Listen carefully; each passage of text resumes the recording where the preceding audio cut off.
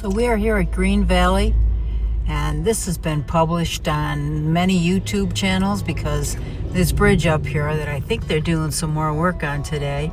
They put a signal in, so I think they're doing more work.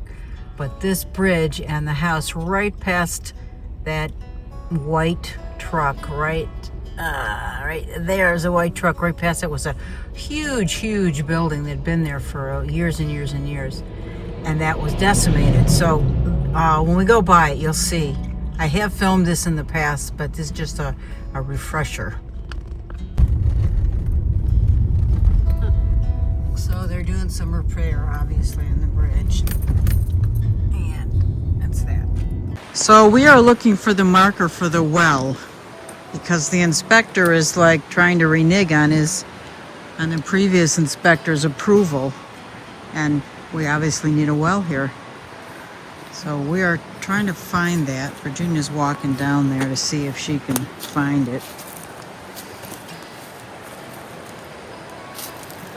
It very well could be under all of those trees, which is not going to be easy to pull out, not by hand anyway.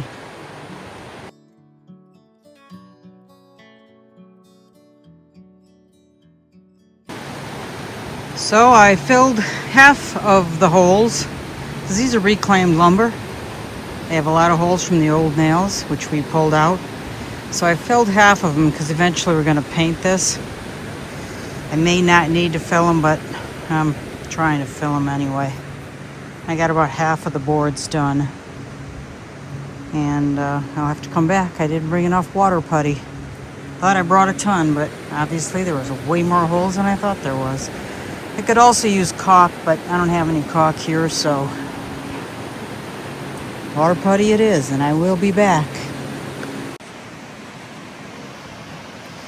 Looks good.